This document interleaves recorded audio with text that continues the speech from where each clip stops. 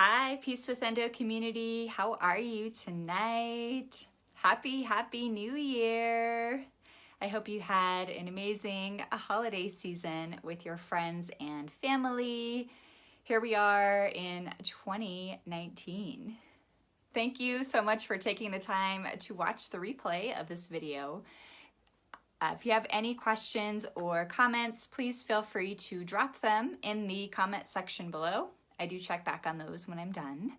If you are new to the page, my name is Aubrey Daimler. I am an author and a wellness coach who helps women with endometriosis to naturally manage pain, increase energy, and find peace with endo.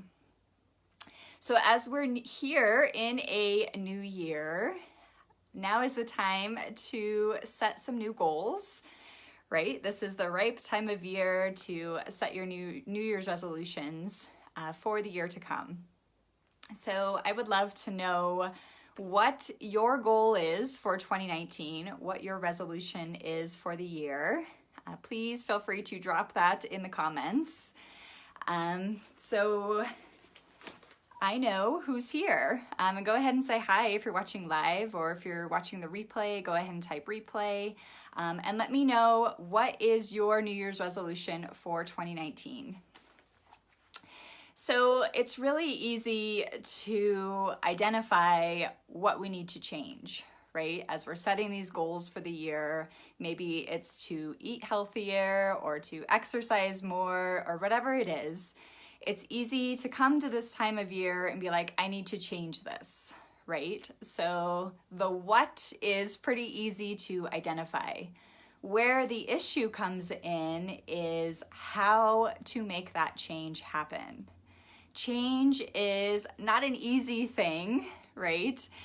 Because it comes down to your habits, and a lot of times those habits are ingrained in your subconscious mind. So you may not even be aware that you're doing something until you try to go to change it, right?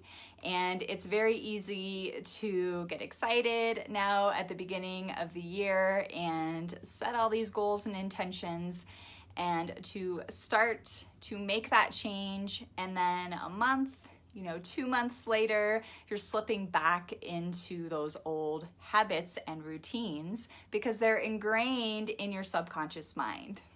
So I wanted to chat a little bit about that today and how to make these goals that you set now at the beginning of the year, how to make them last the full year so that you're actually implementing long-term change.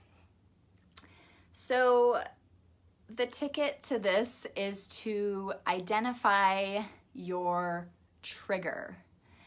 So a lot of this comes from being conscious, right? Being mindful of why you're doing what you're doing. As you start to slip back into your old patterns, to be aware, number one, that you're doing it, and number two, why you're doing it. So what's your trigger? Identifying why this habit is ingrained into your day, into your life. So there are 5 different types of triggers, and it comes back to location and time, something that you did before, so an immediately preceding action. Other people can be a trigger, or perhaps it's an emotional state that you're in. So the ticket here is really being mindful and being conscious of why you're doing what you're doing. If you miss that trigger, if you find yourself slipping back into that old pattern, then you're gonna miss it, right? So this comes back to being aware and being conscious of why you're doing what you're doing and identifying what your trigger is. So for me, one change that I've been wanting to do forever is to cut back, if not eliminate, my coffee consumption. I love coffee. I got off of it for a few years when I first started on this healing journey, and then I introduced it back in and was like, why did I ever take this out, right? Like this is liquid gold. It helps me focus, it helps me get motivated. So that habit, that every once in a while type habit, started turning into like a daily thing. And now I'm at the point to where I would like to stop this, right? But that's not an easy thing to do. You know, caffeine is addictive, right? But more so, it's part of that morning routine that I have in place. And subconsciously, I'm putting that into motion without even realizing that I'm doing it. It's built into that step in the morning. And a lot of your morning routines specifically are all coming from the subconscious part of your mind. So again, it's going back to being aware that I'm doing it, and more so, what is my trigger? Like, why am I doing this? And it could just be that it's built into that time of day, right? I like that nice warm cup of coffee in the morning. Obviously the caffeine provides a boost for the day. So it's built in for me into that time of day, as well as, I suppose, more of an emotional component of being tired in the morning and looking for that pick-me-up. So whatever your trigger is, again, it's going back to being conscious of why you're doing that activity. Another thing that can help as you're moving and trying to make these changes is to break that habit down into even a smaller micro habit.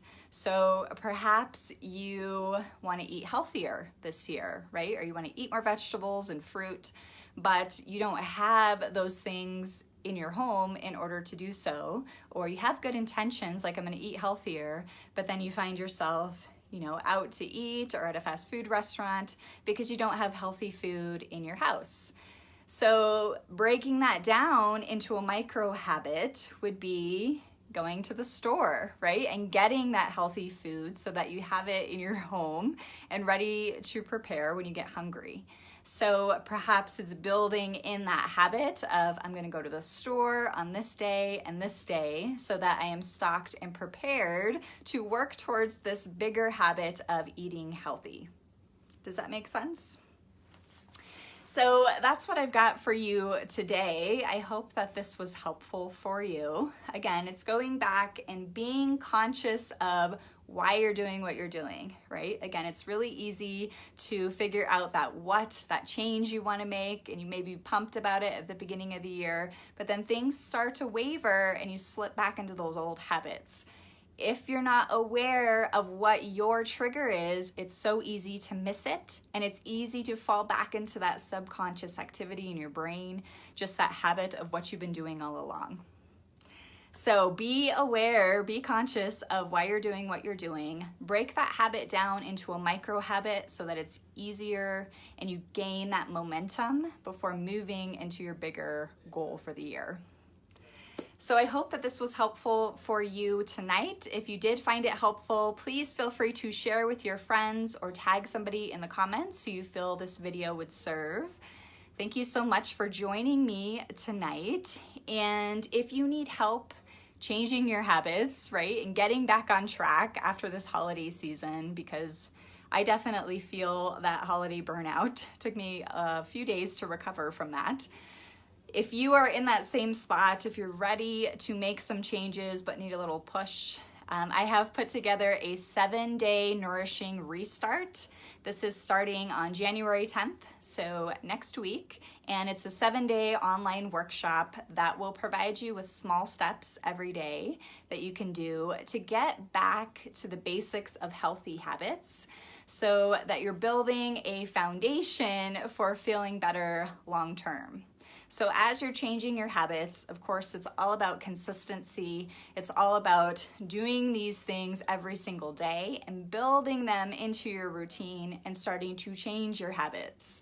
So the workshop is designed, again, to go back to the basics of healthy habits to implement every single day, all year long, so that you can start to feel better.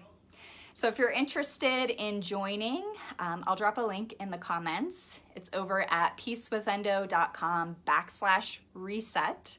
So this is an online workshop. The content will be delivered straight to your inbox. So I invite you to join me for that next week. But thank you again for taking the time to listen to this tonight. Mwah!